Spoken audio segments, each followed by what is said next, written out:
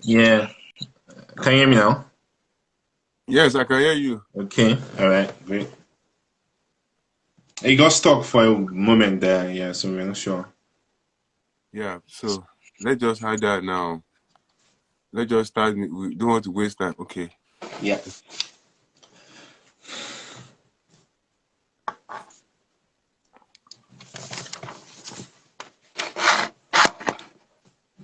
Is she in now? Not yet. Oh, she's okay. Yeah, right.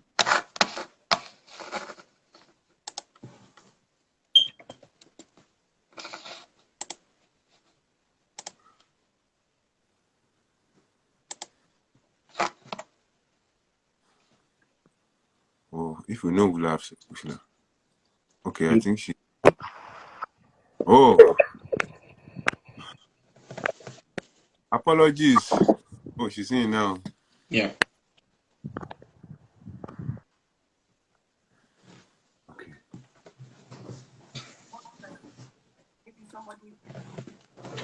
What happened? Not sure.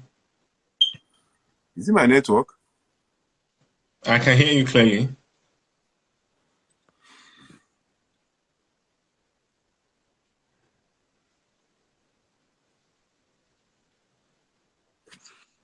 I've tried to add her. Okay, invite.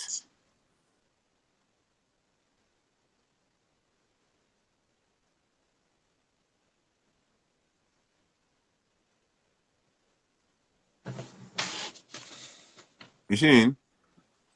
No, not yet. She's not. What happened?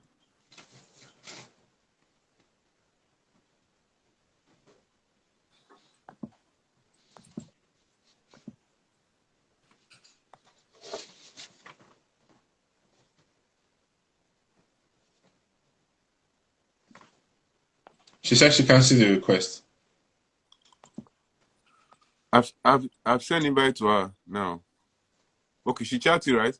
Yeah, she sent a message on the live. I can see a message. Looks Oh, like. she had joined. Ah, praise God. Hi guys. Yeah. Yeah, Yeah. apologies. Yeah, it's fine. Maybe let me just talk like in Nigeria. We just say, the devil is a liar. It is truly. Yeah. So sorry, I'm sorry. I don't know what went wrong, but maybe let's just start like that. So yeah. So this is Creed. So just like I discussed with you some weeks ago, the first letter C stand for Christians, R stand for Redeemed because that's the first Redeemed church in the whole of Aberdeen since 20 years ago. Then the first letter E stands for Equipped. The second letter E stands for Empowered. The last D stands for Destined. So that's Creed. It's like an empowerment platform. Like we have had a series of programs, and we Christians, there's this two some that is keeping us going. We're salt and light of the world, and just have to figure things ourselves. And when I saw your program, and fantastic. So Sam, over to you. Sam is the guru. I should see him. So Sam, over to you. We are here to learn from Temitope today. So hi Temitope, we're glad to really have you. Chris is glad to have you here. So we would be looking at exploring the job opportunities in the gig economy. But before I go on, we have with us here Temitope today, and I'll just like to quickly read a mini bio about Temitope. So Temitope Olukunle is a global talent and management consultant. She's a career coach. She's a development sector accelerator. She's an author who is on a mission to help African talents, young visionaries, upwardly mobile entrepreneurs, and innovators achieve their personal and professional goals faster and easier than they can possibly do on their own. She sometimes calls herself a gig economist. And I guess that's why we have you here today. So for years, she's helped startups and business leaders embrace a digital first, remote first, and freelance first approach towards talent acquisition and people operations across various enterprise environments. She's helped over 30 global enterprises hire freelancers at scale and spoken on various platforms. I, for one, have watched some of your talks on YouTube and Instagram. As a coach to African freelance talent, she's trained over 1,000 freelancers on how to secure international remote gigs, position themselves in the global economy, earn in foreign currencies from home, by home now, I guess, maybe home country, and level up their finance. She's a fellow of the Institute of Management Consultants, a certified management specialist from the London Graduate School. She's an associate member of the Chartered Institute of Personnel Management and a certified Safe Scrum Master.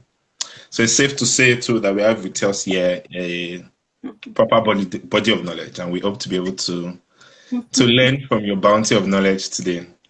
All right, so Temitope, so what exactly is gig economy? What exactly are we talking about here? So you say exploring opportunities in a gig economy. What exactly is gig economy? Thank you. I'm excited to be here.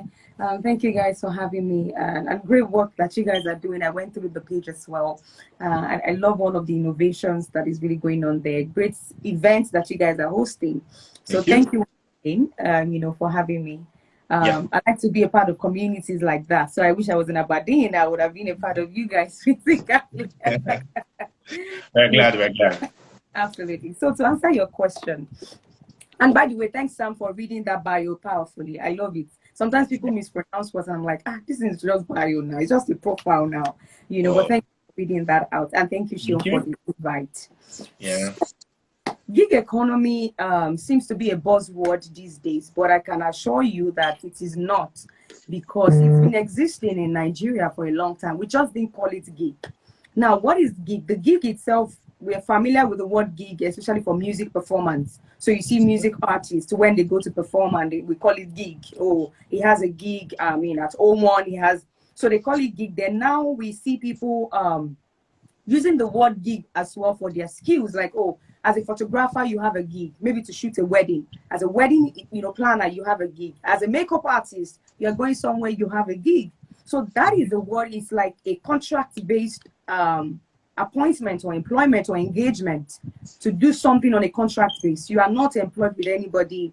There is no offer letter binding you both together. You are doing it based on a contract, and then you are paid, and then you go. Now, if you look at this description, you will notice that we've had something like this in Nigeria, especially in our informal sector, or we've had it all over the world, right? Maybe because we're Nigeria, so I would like to use the African culture and Nigerian as an example. So what do I mean by that? You notice that even growing up, some of us have to learn something from secondary school. Our parents will make some of us go learn tailoring while you are still in school. Some people learn, cake baking, makeup, fashion design, bead making, all of these things. And then you see people getting into the university, so they have so we call it hand skills, right? But people are able to do these things, and you get somebody, they pay you per that work. There's no engagement, it's just that work, and then you do it. That is the informal sector, and that in itself is a gig economy.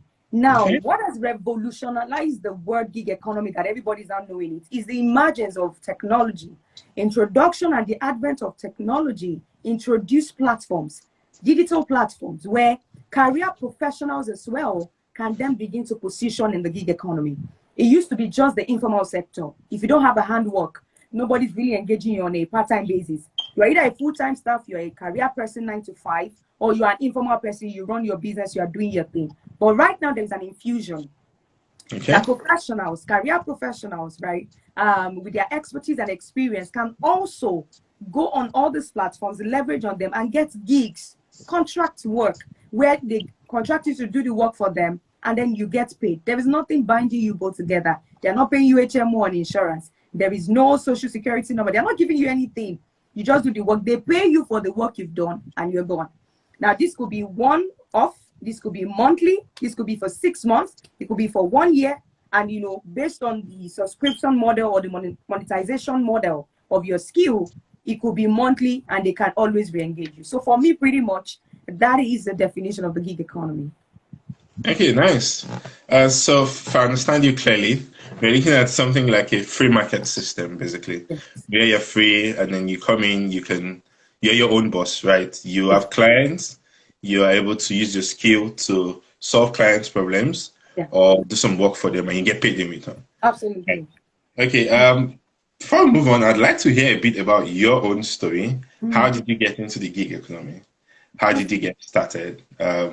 How long ago? And what have you done? Or how did you just get started, basically? Okay, thank you. So another word that we use for the gig economy or the people who play in the gig economy, sometimes we call them the gig workers or freelancers or independent contractors or consultants, right? And so just like you said, for my own journey, I've always shared this story everywhere. So I'm going to share it again then. I started, during the week of the pandemic, and that's because I wanted to take my skills global. I wanted to just leverage on the borderless career move. I mean, people are going global. And I thought, okay, I mean, there is migration and then there is tele-migration. Migration is literally, I mean, just like some of you have done, moved for studies, some people moved for marriage, some people for security, for some people for sanity of what is going on in the country. So some people for different things, people move for different reasons. But for me, at that moment in time, I wanted my skills and my work to go global, to migrate. And so that's how I started. And I looked at the skills that I had and my experience, and I thought, okay, what can I freelance with? Where in the gig economy can I play? I used to think it's only for tech talent, right? Only people who are in tech.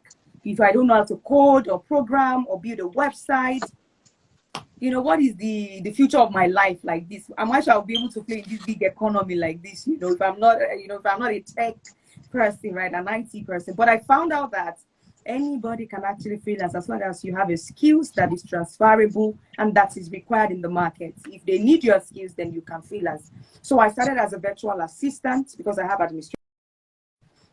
I was able to infuse my recruiting experience, my HR experience, and so I started my international hiring, as a freelancer, and that's how it started for me. And over the last couple of years, I mean, that's close to 3 years now, right? It will be 3 years in the next 1 month, or thereabout. I don't know. It will be 3 years or thereabout. But I mean, over that last few years, I've grown my portfolio, Okay, grown my client base, and grown my experience and expertise as well. So that is my own journey and story. nice. Good to hear from you. I remember when I was in my final year in my undergraduate, quite frankly, I didn't know what gig economy was. I just was looking for something I could do. And in my final year, I attended Lautech, and we used to go on a lot of strikes, and which was quite unfortunate. And there Mm. was one of the strikes that we went on, and we were pretty much jobless. And I thought to myself, okay, I need to do something. What can I do? And then I remembered, okay, you used to write. You used to write. You can write. Why not use your skill to earn some money? And I felt, okay, I'll go on one of the platforms. I went on Fiverr. Fiverr, I'm not paid by Fiverr to do any sort of PR.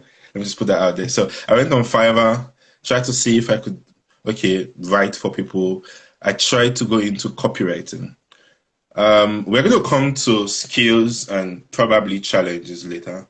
I'm just trying to share my own story Yes. on, and at the time I didn't know what gig economy was. It was just about trying to make use of my skills to earn some money and keep myself busy, basically. Yeah, Mm. at the time. And I started off by doing subcontracting, basically. So I had a friend who already had an established clientele on Fiverr. He got gigs from his clients, and he had so many of them, he couldn't do everything. So subcontracted some of them to me. So he was my own employer, sort of, or client, I should say. Yeah. He was my Okay. client, yeah. And then I started out with writing 200 words of copywriting to 500 words, and I went as high as 10,000 words, actually. I remember the 10,000 word was quite a lot of work for me and a lot of Yeah. challenge, but it was really exciting because I made a lot of money off it. And after that, I moved on to getting my own clients and doing my own thing. I stopped because it required a lot of time from me, and I decided to pursue other paths, right? But that's my own experience with gig economy. But I didn't know it was gig economy at the time. I never Yeah. heard of gig economy, which is that. So next question will lead us into how do we position ourselves for gig economy? Because I'm sure there are people listening or people who would watch this later and say, okay, all right, you've talked about gig economy, the free market system, where we can use our skills to earn money online, work in a borderless manner for people all around the world. Yeah. But how do we position ourselves properly for opportunities? We're looking at exploring job opportunities in the gig economy. So how do we position ourselves? How do we find these opportunities? Okay.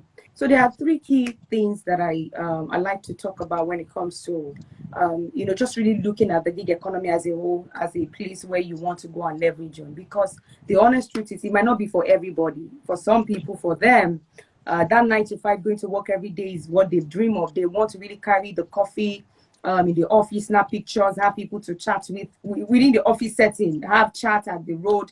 For them, that's their dream career. So it might not be for everybody having to work from anywhere or work from their home or work from a co-working space, right?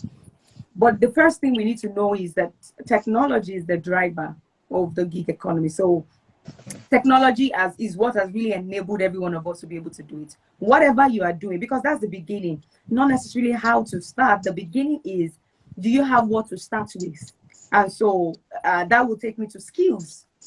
Before accessing these opportunities, what are the skills that you have as a person that you think you can leverage on in the gig economy? Not all skills can work with these digital platforms, and that's the reality. So you see people coming to tell me about how they sell clothes.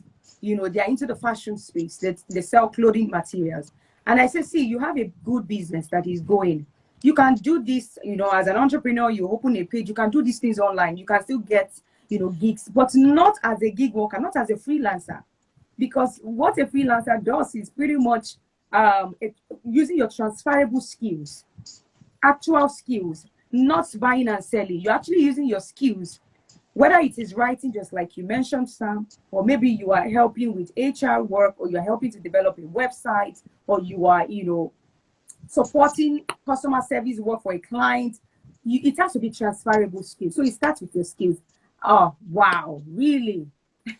I mean, if we don't get an indication that you're in That Nigeria, Nigeria, no, it has to happen. Come on, that it is must happen. We have to know you're in Nigeria. Come oh, on. this is bad, right? Okay, so I have two options. Okay. One of just give me 2 seconds to make a call for the gen to be put on. All Uh, right. yeah, and I think that's the only viable one. The other one is just a lamp. I don't think I want that. So please give me 2 seconds. Okay. All right. No worries. That's Yeah. fine. Yeah, we're just gonna wait for you. So Sean, what do you think about what Temitope has said so far? I think you're on mute. Oh, sorry. Thank you. Yeah. I think I joined in. If there's something I picked was that COVID changed everything, Mm. and Yeah. it's whether I think now people are saying that now that COVID has gone, life has not come back to the same again, and I think And to be fair, I don't think we would go back to pre-COVID life again. I don't think so. hmm, I don't think so. we can't go back, and that's why we just have to think. And she was talking. She was about to talk about skills. And I I've been listening to a story one time like that where she have to leave her 9 to 5 job, Yeah. uh, So uh, that, no? 9 to 5 job, and now she's making a lot of dollars in that kind of space. So it then beheld all of us to look inwardly. What are the skills do we have? What are the skills do we have? How do we make ourselves comfortable? So that like before COVID, some industries were booming. Mm-hmm. COVID came, some industries were wiped out, some industries were created, and Yeah. all of that. That's just the whole stuff. Yeah, because I mean, it's very easy to say, oh, you only need tech skills in the gig economy and all, but I did share my story earlier where I was in my final year. I'm into tech now, but at the Mm. time, I was not into tech. I was studying electrical electronics engineering, no idea about technology, just just a computer literate basically. But I could write. I could copyright, I could write, and I told myself, okay, let me just give this a shot. And yeah, I mean good money from it. From all I just needed was a laptop and internet. And because I was in the university system, I could take my laptop, go to the school, connect to the Wi-Fi, and spend enough time. And we were on strike then, so it was quite easy. I wasn't studying, I wasn't doing anything. I just take my laptop, go to school, connect to the Wi-Fi, and do a lot of research. I was doing a lot of work for bloggers from India. I was working with clients from Poland, just bloggers and all of it. And yeah, it was really, really good, and it was I made some money and it was exciting. But at the time, it was just that. Now I'm in Aberdeen. I work remotely with a company in London. Yeah, in tech infrastructure basically, and I'm a student obviously, and I just work part time remotely. So it is really possible to get gigs where you can work either professionally or even with just the skills you have, either writing. I know people who all they do is transcribe. They just go online, go to these platforms, and then get audio clips, audio notes, and all you do is just transcribe them from audio to text, and they make very good money off it. I know someone who is in Nigeria right now, and all he does is he teaches Yoruba to kids, Wow. yeah, to kids in the US, to kids in the UK. That's his gig. He's a Yoruba teacher, and he just teaches because there are a lot of Nigerians who have children, and because of the environment, they're not able to learn their mother tongue, and they want their children to be able to learn their mother tongue, Yoruba, Igbo, or Hausa, and there's really no one to teach them. And these are opportunities that are waiting for people to be able to tap into. And he started just recently. I mean, he started for about 6 months now. He's still trying to build his clientele, but he's getting there gradually. And there are a lot of opportunities like this. We're You know, still waiting for Temitope. no, what just come jumping to me, I think if this gig economy is being explored much more, it will be sort of answers to unemployment actually, Yeah, I agree. because the unemployment, it's I remember back in Nigeria, have 2-1, have first class. A lot, maybe 5% or 10% will have 2 and first class. When they get there, when they after graduation, have this go and get this certification. You just find that you're just getting, just becoming like a reservoir, baggaging a lot of. Oh, she said, can you hide me? Oh, Yeah. she's here. Okay.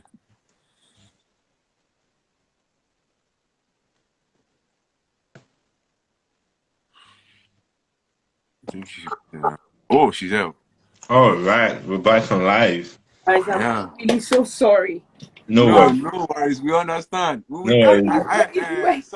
Sam, we create a gig to solve that light problem over there. Yeah, Exactly. sure, sure, You were sure. going to ask about the challenges that maybe Yeah. some of us have. We in the gig economy, this is the number one. Is always the number one on my list. You have to just have provisions for inverter, generator, all of those things because electricity is not even. I mean, so I apologize once again. No, that's completely fine. Thank you very much for rejoining.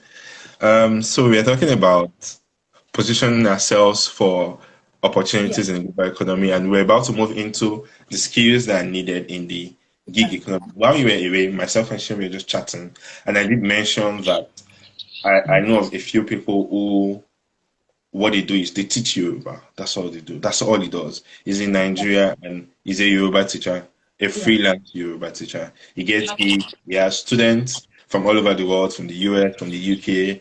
He just teaches them Yoruba. And I'm sure that other people who do that as well in teaching people other languages. Could be French, international Right. languages, and it could be it could be Igbo or Hausa or even local languages, basically. So, what are the skills that are needed in the gig economy? Because it's very easy to just say the gig economy and think off the top of your head tech only and tech only. And if you're not in tech, it feels like oh you're discouraged. You cannot get into the gig economy. So, what other skills are needed in the gig economy?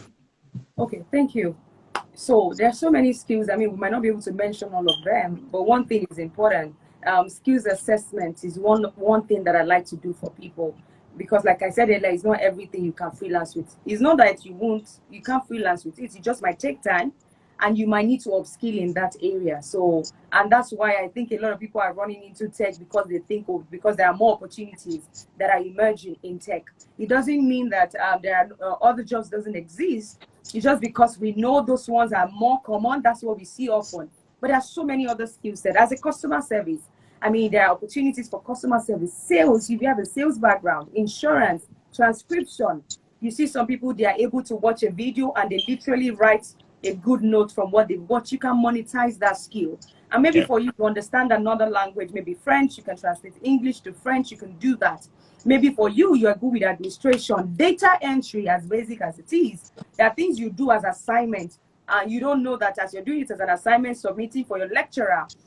You can also monetize that skill, right? You can work. There are people who want people to, to write for them, to type for them. Ghost writing, right? There are a lot of people, the tools for copywriting. You're also good with writing. You're a creative writer. And a lot of the thought leaders that we see today, they are not the ones who wrote their books. So yes, they claim it, but they are ghost writers, right? They give them the idea. This is what I want. Develop it. So people are making a lot of money. I've had to hire a lot of freelancers myself. Currently, I have a gig that they need about 400 people all across the world. And they are back office people like customer service, data entry, call center, cold calling. These are basic things you don't even need to go to school to learn, but you can make money from this skill. So, moving away from that, we can also come to sophisticated skills like, maybe you're a digital HR, IT recruitment like myself. You're a safe scrum master, you're a scrum master, you're an agile coach, or maybe you're a business analyst, you're a product analyst, you're a back-end or front-end developer, you're a cloud architecture person, a solutions architect, a DevOps engineer, Java, whatever it is that you do, right? You can also monetize those skills. So it's just pretty much about skills assessment, but a lot of skills that you can monetize online. If we begin to discuss them here, we will be limited because we can't exhaust the list. So very, very crucial point there. So we need to, first of all, assess ourselves, see what skills we have, and then look at the opportunities that are available for those skills. Brilliant. So freelancing. So do you think freelancing is the future? Do you think freelancing is the future? Do you think the workforce of the future is going to be freelancing? When organizations will move away from hiring full-time employees that they have to pay insurance on, they have to pay pensions for, they have to pay health insurance for, they have to pay leave allowances and all. Do you think organizations will move away from that and say, hey, how about we hire freelancers? We don't have to pay them, pay health insurances for them. We don't have to pay pensions for them. It saves us more money and we get the job done. Okay, so here is what I think, and it's something that I've said a lot in some of my sessions, right? That freelancing is the future of work. It doesn't eradicate 9 to 5. So when we say something is the future, it doesn't eradicate what is currently happening. It just means that is what will become prevalent. So it was like when we're at the Stone Age and then Industrial Revolution came. It didn't stop the existence of rocks and stones. It just stopped how we use them. Look at the horse and the car age as well. We still have horses everywhere. In fact, now it's the royal families who use things like that. But we don't use that for transportation. Camels still exist. They used to be the mode of transportation. But their new way, effective way, if you want to use a camel to travel now, I'm sure you use donkey years. That's why they call them donkey years. Somebody can go in 25 minutes with a flight, right? It's just a better way of working that would emerge. And why is it better? People are loving the flexibility. There are lots of data that are emerging, right? I might not be able to have them hands-on right now, but data emerging, how people used to spend in the 80s, they spent about 30 years in work, at work in one company. People can spend literally 30 years. It has reduced to about 20. The bloomers will understand this. Gen Z, Gen Alpha, even some of the millennials, 5 years average. They are done. And what that says is people want the flexibility, the work-life balance. And so when they are given the opportunity to choose whether hybrid structure to be 2 days in, 3 days out, or completely work remotely, trust me, it doesn't reduce their effectiveness and it saves organizations a lot. But not all roles can be freelance-able or remote work-able. There are work that you have to do at the office. While you have your support system, your back office freelancing, there are core functions that can hold the entire thing. They still probably need to be in the office. So Jobs like the construction worker, I like to use that example. You can mold block online. Even if you're an architect, you can draw with, AutoCAD and all of that. But if you want to mold brick and mortar, you have to do it physically, right? Yeah, right. Oh, it is the future, but it doesn't eradicate 95. It is the future. I agree. It is. That's my answer. Okay, nice, good.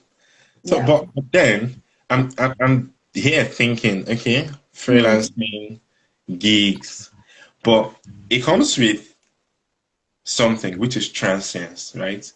It doesn't come every time, Mm. right? Mm. How do you manage that? Because there's safety and security in knowing you're a full-time employee, Yeah. and your job is there, Yeah. right? There's some sort of safety and security. But then you go to the gig economy and freelancing. Today you have 10 clients, and in 2 weeks you're done with the gigs, and then you're paid. But then for another 4 or 5 weeks, maybe there are no clients. Mm-hmm. And people have to survive. You have to pay bills. If you're in the UK, for example, bills are killing people right now. Yeah, energy bills, rent, Water bill, everything. Yeah, water bills. It's killing. It's killing. internet. Yeah, how do you manage the transience of gigs in freelancing, the gig economy? How do you manage this? Okay, so we're going to do a little bit of an assessment here together, right? Yeah. And there's an advent of the viral economy. I call it the controversial economy, and this is the emergence of influencers, right? And that's why you see a lot of influencers, TikTok influencer, Instagram influencer, Twitter influencer emerging. Now, maybe our generation, because we're a bit closer to the late bloomers and all of that, so we want stability. See, the new generation of the workforce coming in, flexibility is major for them above stability. In fact, the advantage for them is what is a disadvantage to us. So for us, we want something that, I have to go to work, I have to earn every month. For them, they don't mind doing 2 months of work and then vacation for the next 1 month and then come back when they're ready, right? So we want it to be like, okay, every day. No, these days people want to make that money. Don't worry, let me make it. Then I can go and chill somewhere, go to Maldives, go to Dubai, go to Paris. Then when I'm ready again, I come back. That is the style, right? So, but it's a genuine concern. Stability is real. Sometimes you have family, and then you have to pay bills, just like you said. So things have to be coming in. And this is my advice that I always give people. Of course, save for the rainy day. However, because you're a freelancer, and one of the advantages you have is you are not a remote worker. Yes, Okay. you are freelancing and you are working remotely, but you are not a remote worker. And what do I mean by that? A remote worker, you are employed by a company. You have an offer letter with them. You don't, it's a conflict of interest to have multiple clients. It's not a client that your boss, they're not your client. They are your employer. You are an employee to that company. The only difference is your work mode is remote. You are working remotely. Some companies will say hybrid. Some people will say, okay, come once a month. But pretty much you are an employee to that organization. But the difference as a freelancer is you are not an employee, they are your clients. And so there is no conflict of interest if I have 5 clients at the same time. As long as I didn't sign an NDA that says that if I'm working for a real estate client, I cannot have a real estate client. So if there's something like that, then work for other industries and sectors. But what I'm trying to say is you are not tied to one person. Have multiple clients so that when one closes, you can reopen another one. The only way that can also help you is if you also have a system and structure. We didn't leave the system to be stuck to the system. And what I mean by that is we didn't leave the 9 to 5 system to not be stuck to your laptop. That's not the lifestyle. The lifestyle is to also create a system to ensure you leave your system. And what do I mean? You can also begin to think about an agency structure, which is what I'm doing. Yes, I'm a freelancer, but I have 2 supports. I have 2. They are not just personal assistants, but they are ingrained in my work, where I can take on multiple clients. Give it, okay, you do this, you handle project this, you handle project this. I oversee the operations and the delivery.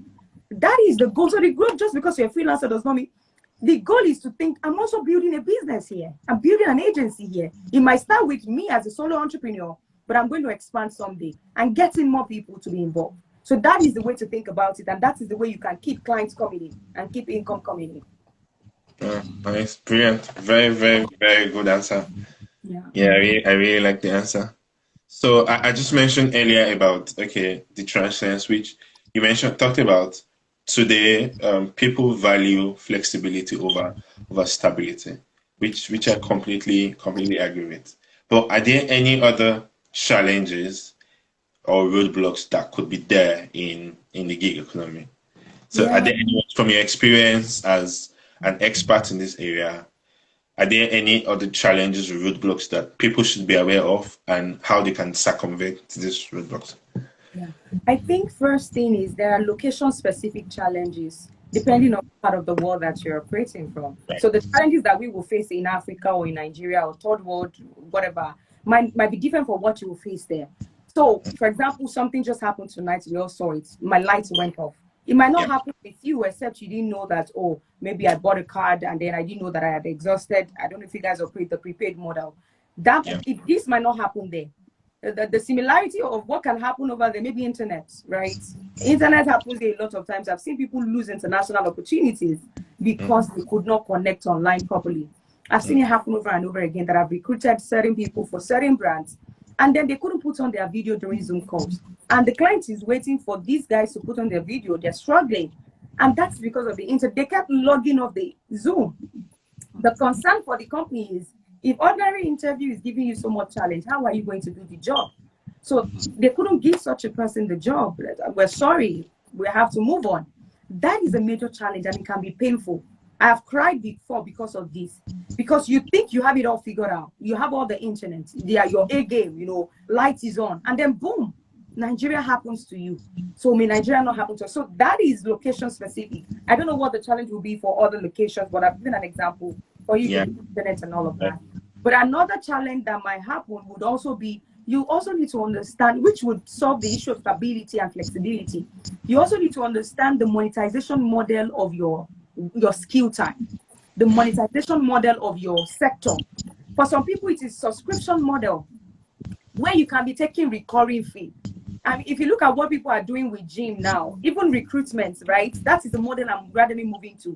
Instead of just doing one-off, why don't you get them subscription model, 3 months? You know that I've locked this client down for the next 3 months. And this is what I'm doing for them. To overcome the challenge of, oh, after this month, there's no job. So there is a subscription model. There is the mix. I mean, there's a hybrid where it is mixed. There are models that can allow you as well to charge hourly. You know that my hourly rate is $100 or $500. And when I'm done with that job, even if I don't get another one, I know I've made money from this. So understand your monetization model so that you are not struggling. That might be a challenge that people will face. And maybe lastly, it would also be maybe in terms of communication deficiency. And what do I mean by communication deficiency? As a freelancer or as a gig worker, you'll be working with people from different parts of the world. And they have different culture. They have different expectations. As Nigerians, I know we're hardworking, and sometimes we are also we're good people, we're hardworking, but sometimes there's some things we take for granted that these guys think it's a turn off. So I know someone who lost an opportunity because of the lack of their inability to communicate effectively. So they will send an email in our usual way. I will reply later in the night, or you reply late, and then this keeps going on. Okay, they send message on Slack. Where are you? You don't respond. You respond when you can. Just because you think you are in a stand-up meeting and you are not talking, you think that confirms your attendance. They are watching your activity level as well. Just because you logged in, you are not talking, or nobody's talking to me. You too chip in. Contribute if you can. If not, 1 month, 2 months, they might just think we have to let this guy go. He's not actually active. I know tech people will think that I'm doing my work. You are seeing my Jira update. You are seeing the work I'm doing. But communication is very critical. So I think if we can really look at these areas and any other peculiar challenge that might be specific to you as an individual, I think we'll be able to overcome all of that. yeah, right. There's also, you mentioned the location specific challenges too, because I'm aware due to search filters sometimes and IP filtering and all, some people are not able to get certain gigs because they are geo location IP filtering sort of that. You cannot access certain websites from certain locations. You cannot access certain websites. So and as a result you're sidelined. You don't have access to such platforms and such gigs. Yes. All right. So I'm trying to develop a persona in my head now, and I'm thinking, because I'm sure there are probably people there watching now, or we watch this later and say, okay, you've talked about all of this. You've talked about what gig economy is. You've talked about the benefits of the gig economy. You've talked about some of the challenges and how to overcome these challenges. But how do I get started?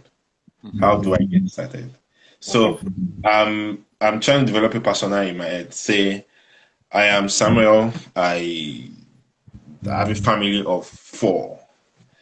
And for some reason, I've moved to Aberdeen, and because I'm a self-funded student, for example, and you're saying, okay, I need to pay my bills, I need to pay my fees, I need to take care of my family, and as a result, I'm having to travel from Aberdeen to Edinburgh because that is where the opportunity is right now. And it's not like you're earning a lot of money in Edinburgh. A trip from Aberdeen to Edinburgh is about like 3 hours by train, which is easy. You have a family, you have a young family. And I'm asking now, so that's like the persona I've developed. A family man, a family of about 2 or 3, having to commute or travel by train to Edinburgh to do some work and having to just manage and sleep somewhere, work for about 2-3 days. And this person is probably a student too. And then coming back, and I'm saying, okay, I've talked about borderless economy, gig economy. I can leverage on my skills to work from home, to work from wherever I am, to work remotely. How do I get started? So can you give us like a sequential order, sort of? I mean, it's not going to be a one button does everything, solution, but how do I get started? Okay, great analogy that you give. Even I would have loved for you to have a figure, for example, what an average student would earn after that much stress of traveling for 3 hours. Okay, the minimum wage is £9.5 per hour. Okay. And typically, I tell people that if you're doing any analysis, whatever, you have to use the minimum wage. Yeah. Because you are not guaranteed of any other thing. You have to use the minimum wage. So the minimum wage is about £9.5 per hour. Okay. You have to travel for 3 hours. You're not paid for those 3 hours. That's going to Edinburgh. When you're coming back, you're spending another 3 hours back to Aberdeen. That's 6 hours. Awesome. Yeah. And so in a month, typically, I mean, you can only work for about 20 hours, I believe, as a student. Yeah, you can only work for 20 hours a week. Okay, and so sometimes these jobs are shift based. You don't even get shifts frequently. You might travel to Edinburgh and you only get 1 shift. You travel to Edinburgh and you do 2 or 3 shifts sometimes, but you cannot do more than 20 hours a week. But can you pull in like £1,000 a month with that? This is on 9.5 per hour. It's not possible. On 9.5 per hour. Wow, that's not possible. Okay, now I love the question there. Yeah. So there are so many. Like I said, I mean, let me start with I intentionally asked the question. Yeah. When I'm giving the roadmap as well, I'm giving samples. I'm giving relevant samples. So there are 6 P's. I mean, I talk about P's a lot. So there are 6 P's if you want to start. And I will just explain them under the letter P. And the first P is the platform. So like I said, I mean, to get this opportunity, the question is, where do I get them? You want to start, where do I get them? And that would be the platform. There's so many platforms. You have mentioned one tonight where you do where you got those writing gigs, some years ago. I use Upwork. Upwork is the largest freelance marketplace all over the world. And there's so many other freelancing platforms like that you can leverage on. So the first is platform. You have to understand the platform that works for you. I see people jumping all over. That would not work for you, because jumping all over the place will mean that your energy is also being stretched. You will not be able to master the strategy that works for individual platforms. So I would advise you can keep it to the top 2, which is Upwork and Fiverr, or top 1, Upwork. Master 1, gain ground, and then you brand out. But whatever works for you, let's start with platform. The moment you identify the platform and you think that, okay, you know what, this one works for me, and then I'll be able to leverage on this platform. The second thing you want to do is the profiling, which is like setting up a profile. And that will be dependent on your skill set.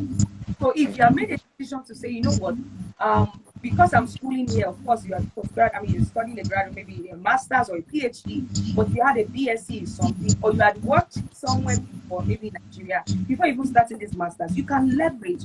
There are 3 things you can leverage on. You can leverage on work experience. So maybe you've been an accountant You can leverage as an accountant and get gigs online for accounting. For you, it could just be that you know how to use Amazon very well or Spotify. You can be a Spotify expert on all this, but there are a lot of businesses, entrepreneurs who want to know how to set up, their accounts on these platforms. You can make money from there. As basic as Zoom is some tools to set up, find jobs online. How to help, I need someone to help me set up Zoom. Do this, do that. Then you have those things there. So properly includes, how you can freelance with your work experience, with your side skills. So maybe for you along the years, there's something that you do on the side. Maybe you design flyers yourself. You be the one design, maybe you even volunteer in church to design the flyers. Or, it's just a side skill. You build your website yourself. Or whatever skill that you do on the side. Or it's sales, right? Whatever skill you have, you can also freelance with that. So your profile will be based on that. The third thing you can freelance on, which is really, people want to do that, but it is the most, I feel like that's the most profitable, is to learn an in-demand skill. What that means is, it doesn't mean you are jumping and following the bandwagon because this particular skill is winning your journey. But let's be realistic. Some of us what we studied in school is no longer existing. That thing you studied there, no, especially if you studied in Nigeria, there are things that we learned in school that you come out, there's no job for it. So I did geography in my first degree. My brother, I've never worked in any geography because where is the geography? So maybe except for teaching, right? So we have to be realistic, right? You have to make it. Do you want to upskill? Or because technology is also emerging, we cannot deny the fact that technology is also the driver of the future of work. How can I leverage on technology in my space if I don't want to pivot into tech? How can I, leverage on the tech side of or the technology side of my school? So I had to look at the HR space in entirety, and I think, okay, here is the future of HR, and I found that it's the digital HR, it's the IT recruitment, because the tech space is coming out more. And technology, people are learning tech. You also need recruiters recruiting them. And it's not a traditional HR. They are the hiring managers, they can be in the company, but you need people who understand the tech stack to speak and recruit these ones before the company. So for me, that's how I'm aligning myself with the space. So I didn't need to move into learn programming. I learned safe and business analysis just to aid my work and maybe for other locations some other time. But if you are in health sector, there's health tech. If you are in the bio sector, there's biotech. If you have a financial background, there's a fintech. You don't have to necessarily move from the top. Those are the three areas on that profile. So we set platform profile. The third P that would also help you would be portfolio. And now why this comes after profile is because if you've done something, you learned something, then you should have a proof that you've done it. Right. And that is your portfolio. If you've worked on an SOP for a company, or maybe you developed an SOP for them, or you built a website, or you did data entry for somebody, or you did transcription, you edited somebody's, where is it? Where is the link? Where is the document? You can upload things like that, or keep them in a Google Drive, so that when they ask for a portfolio, you just link them to it. Recently, a client that I was meant to work on as a global talent consultant, they're having a summit in the year 2023, so they're making a lot of plans. And when I applied for the job, what she requested for was do a video. And in that video, talk about what you've done, mention what you've done, but also find a way to attach your portfolio. That looks so difficult, like how much you do, but they want to see that you can do it. Because there are a lot of scams out there. So don't forget, these clients are also not dashing out money. They want value. So have those things handy. Yes, if you have to do capstone projects, go for internships. Just do something to ensure that you get your hands dirty in the work and you have evidence to say, I've done it before. The platform, the profile, the portfolio. The fourth thing as well would also, I would like to talk about maybe your pricing. Your pricing, which is really how much then do you want to charge? That was why I asked the first question. How much would you typically when you do all of the journey? If you can make money while at home, why move all the way to do it? If you can make times 2 or times 3 of that one at home, why move all the way? So I spoke with someone just last week. She got into the freelancing space just this year, April.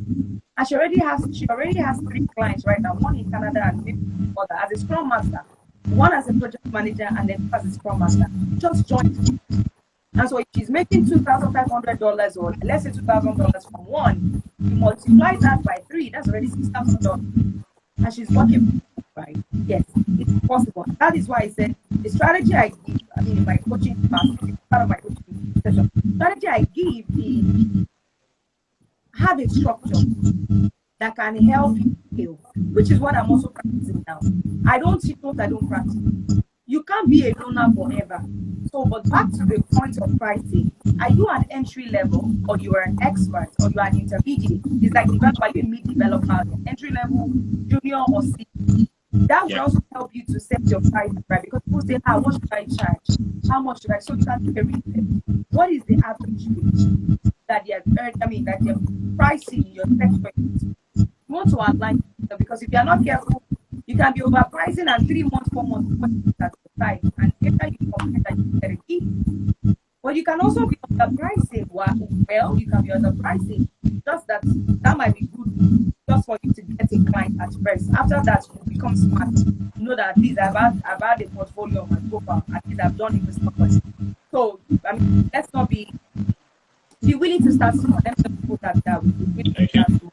And I think the next one, proposals. Proposal is how you get this. So you want to get your act together. It's like a cover letter, and it has to speak to your value. You have to be able to communicate. But so let me just stop on the 5, the 50. So platform, profile, so your portfolio, your price, and then Yeah, very much concise and really, really nice platform. And I think I like the sequence in which I've put it. So it just starts you off from the platform and then gets you up until pricing. And I mean, I'm glad we got to pricing because I'm sure people must be really interested in that. So we are it's almost 8 o'clock, but I don't know if anyone has a question. I can squeeze in 1 or 2 questions because I promised them that I would only spend 1 hour. I did promise her that I would not exceed 1 hour. So if I get any question in 20, 30 seconds, I can squeeze it in and so that you can hear an answer directly from them. While we're waiting for one, I'd like to ask you, you're a recruiter. So I'm sure there are people thinking, okay, they probably do not have access to opportunities. So is there like a platform through which people can look at opportunities that you have available and they can either apply for them or check out these opportunities? okay, so I have a community Okay. currently hosted on WhatsApp. It's a community of about 250 people. Okay. It's like my first point of call. Whenever I have opportunities, that's where I go. I just drop them, right? And that's where I drop them. So people can always have access from that page. Also, my business account, Novetly Africa, on IG, there is a link there. That's also there's a link there that you can look at the opportunities that we apply. But as sometimes they come out, not like I have them all fixed, right? Yeah. For example, I have about 3, 4 roles that I'm looking for. I'm looking for back-end developers with Node.js. I think I'm looking for DevOps with Java experience. I'm looking for business development managers and some other roles. So, but the community is really my first point. Okay, so I'd say that can you give out your IG handle so that people can check out your page and then from there they can take off? Okay, so my IG is Miss Multipreneur. Miss Multipreneur, like an entrepreneur. Miss So at Miss Multipreneur, so I'll just spell that out. Yeah. At MISSMULTIPRENEUR. Yeah. Is that correct? Yeah. Yeah, all right, that's fine. It's 8 o'clock already. Time is up for me. I didn't get any questions, so I'm sure if people have any questions, personal questions, they can. Yeah, okay, it's in the chat now. That's perfect. Thank you very much. So if people have further questions or they need coaching or they need mentoring, just check out this Multipreneur. I'm sure you'd and you can check her out on YouTube too. I did watch a couple of her videos on YouTube. They were very, very insightful and very, very informative. You can check her out on YouTube. Yeah, Sam, I have one question. Sorry. Okay. All right. Is it because, when we talk about this thing, I like to put my mind on the figure. Okay. So how much were you earning before and how much are you earning now? And how long did it take you? You get my point? How much were you when you first started? I have 2 questions actually. Let me just put my mind out. how much were you earning before? How much were you earning now? And second is that what is keeping you going? Okay, so for me, I might not be able to say what I'm earning now. Yeah, just give I'll us, tell you how I started. Yeah. So I started with $10 per hour. I can't hear you. Maybe I think you should meet. There's a noise from your side. So it's maybe from my side. No. let's see if you mute. It's better now. It's better now. But can you guys hear me? Yes, we can. Okay. I don't know, but there's like a dancing voiceover from somewhere. But I just hope you guys can hear me. So I started with $10 per hour, and I was doing it on. I mean, I had a 9 to 5. I was going to work, so I could only do it on the part time. And this was a work that I was doing. I think the first gig I even got was just for 15 hours. So I did it for 15 hours, and I charged $10 per hour. And I think that's pretty much about $150. Then there was another time I got another one. I was charging $10 per hour as well. There was a time I was doing $600 a month. And then, last year I got one that was $10 per hour, but for 40 hours a week. So if you multiply that, I mean, that's about maybe $800 a month. And then December last year, I told myself, and meanwhile, when I was doing all of this, I was having my 9 to 5. So December last year, I said, you know what, let's take this thing a bit higher. So I changed my rate to $20 per hour. So when I got the gig January this year, $20 per hour, I was doing 40 hours a week. And so I knew there was no way I could handle that with my 9 to 5, because it was almost paying me times 3 of my 9 to 5. And I'm like, okay, which one would I choose? Going to work stressed or chilling at home, working from anywhere in the world? And then so I had to leave 9 to 5 by March, coupled with other reasons, right? I feel like I'd grown that season, and I wanted to really build, just really build this, go all in for my freelancing work and the gig economy. So that was how I jumped into $20 per hour. My rate currently is $25 per hour, and by January 2023, it's going to go up, because we have to be leveling up everything. Wow. That's what you need to know. Sam, we need to, I think we need to fix that now in Nigeria now, so that we can Yeah, understand. So the question is, sometimes you might not have the capacity to 40 hours a week, but multiple people. How many hours do I have? I can't hear you very well. I think every time the mic is, it might be an IG thing, right? If 3 of us are mute at the same time, I think it's just giving some noise effect. But can you guys hear me now? Yeah. Okay, so I was saying that sometimes you might not be able to do 40 hours for 3 clients, for 2. So it's here and there. So imagine you're able to do 10 for this person. You're able to do 30 hours a week for this person. And then by the time you put it together, you still have your full fee. So that's what I think. Before you people think, oh, I'm raking in hundreds of millions. I just wanted to put that caveat out. Yeah. So that's what I said. What keep you going? That's what I'm saying. What keep you going? Okay. For me, the future is so sweet. Hi, God. I mean, it's the view of the future, right? Like that you see possibilities. And we see first in our minds. We don't see with the physical eyes. When your mind can see the possibilities, your eyes can spot the opportunities. So my mind has conceived the possibilities here. I've seen that 6 figures in dollars is possible through what I'm doing. I've seen the roadmap and the blueprint. So what am I looking for gallivanting? The goal is to build more capacity, enlarge my course, and deep dive into this. So that's really what I'm doing. It's really what it is. So that is what is keeping me going, that this can also get jobs for many other people, because people might not have the profile that I have. I mean, I've built these things for over 2 years. I've grown to be one of the top 3% on Upwork as a top rated plus. It takes time. It takes money. It takes sweat to get there. But a lot of people, it might take them time to get to that type of level. I can also, help other people have access to opportunities. I think that is the sweet part for me. That's when everything really changed. When I found out that, I can begin to get jobs for other people as a recruiter in Nigeria. So I cover for West Africa for the company that I work for, one of my major clients.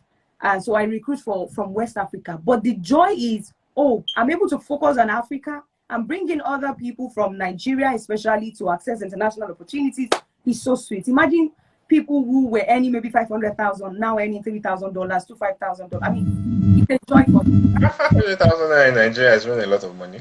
Honest. That was what I resigned. That was my salary. I resigned. I was earning 500,000, and I'm like, I can't continue this way. But imagine that people are now seeing like $5. I mean, I can't stop what I'm doing. I can't. I love it.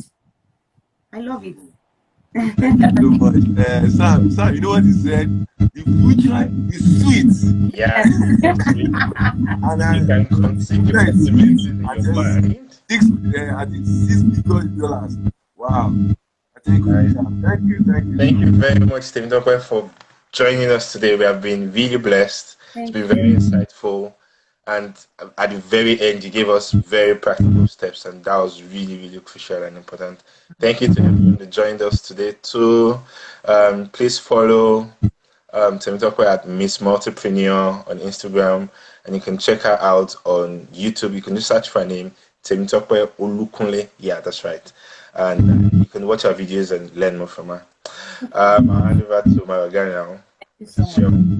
Well, honestly, thank you very much for Temitope for granting us this invite. I think I met you now maybe just 2-3 weeks, and thank you for being accessible. You know, it's not everybody we chat up their normal reply.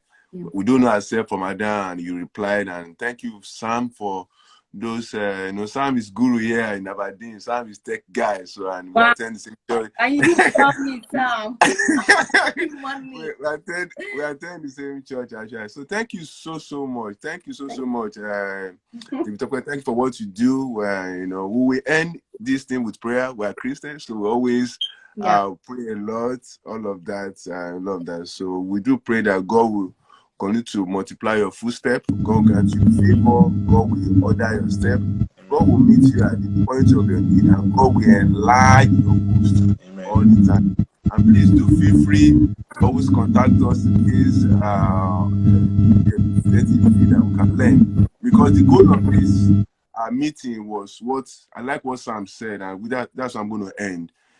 For immigrants coming to the UK, seeing that UK is land of heaven or US land of heaven, fantastic. It's quite right sometimes, but sometimes ability to quickly readjust to the system sometimes takes time.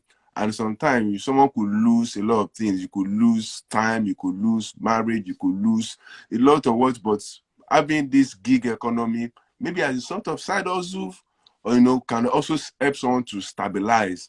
And thank you for doing just, and thank Sam for those creative questions. I hope that people have learned a lot tonight. So thank you so much. But I promise that anytime I come to Nigeria, you're just going to take me out to at least to sit down and learn some few things again. Thank you so much. So any last word or anything you still feel like saying? Any last word? Because I know you're full of energy. Any last word? Thank you. I mean, my friend is there, so I just want to appreciate him. Thank you, Lincoln, for that kind word as well. Thank you so much. Last word would just be go out there and then, start doing something for anybody who will listen to this. I know we've heard a lot, we've watched a lot, we've seen a lot online. I mean, I think implementation and execution is the name of the game. If you've not started executing, you have not done anything. So go ahead and start executing. We learn by doing. If you are not careful, you will do so much research that you have zero energy to do the actual work. So get off and start something. Open that account and just get going. Every other thing will join you on the way. So that's my final word for tonight. Wow.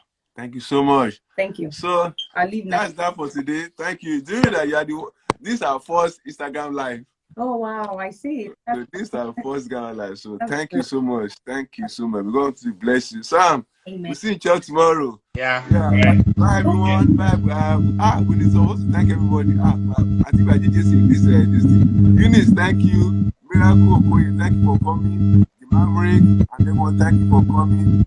Thank you, Ife, Prince Ife, Light and Honor, Agile. All of you, thank you so much for coming. I hope you have enjoyed your time. Yeah. So Sam, thank you very much. Yeah. Yeah, you're welcome, boss. Yeah.